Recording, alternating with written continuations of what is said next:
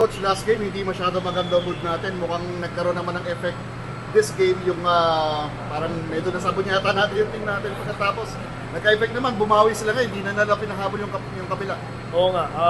Again, I have to give credit to my players. No, they responded really well. No, we had really good week of practices,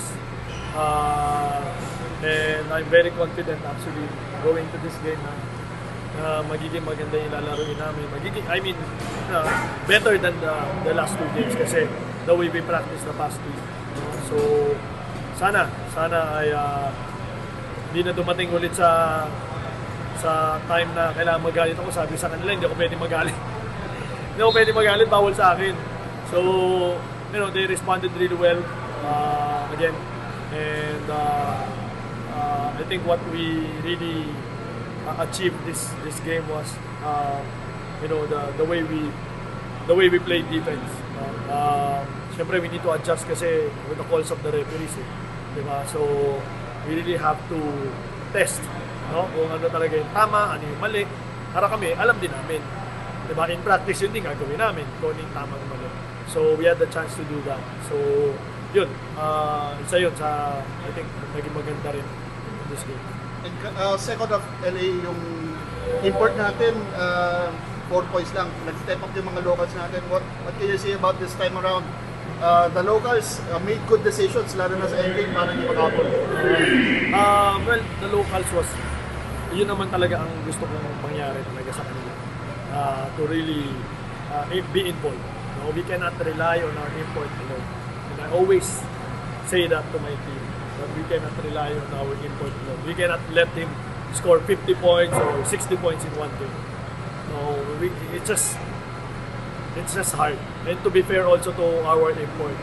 No? So, again, we had, I think, 4 locals in double digit today's game. That's a big plus for us. Our import doesn't have to work hard. No? And with that also, it's hard for the defense to stop our offense kasi a lot of offensive powers, diba? So yun yung continue namin i-build. We have to get better on that one, the decision makings, especially of our guards. No, I always challenge Jerome and even MB and Peter that they have to make a not good decision but right decision, especially towards the end of the game, especially the end game. Coach, speaking of the guards, medyo ginamit po natin yung mga veteran guards at the latter part of the match, specifically Paul Lee and of course Mark Barroca. Just what was the adjustments on that part? Well, again, just have to adjust and see kung ano yung mag-work sa amin. Again, our vets, actually, they're always there. Anytime we call them, they're gonna play because they know how to play already. But again, we have a lot of young players also. I have a composition of young players. So, actually, I talked to them. I told them that sila dapat ang mag-lead ng team na to. Kailangan sila maging inspirasyon, kailangan na maging good example sa mga bata. And they responded really well. Veterano yung mga yun. They know how to play. They're champions. So, ang laking bagay nun para sa akin talaga. And sa akin din, on my part, pag kinakausap ko sila, alam nila, nakakaintindihan nila. So, yun ang magandang nangyari. And hopefully, again, tuloy-tuloy. I hope it doesn't stop here. And coach, yung center rotation natin, si Hopia was a starter for twice na, no? Twice na starter siya.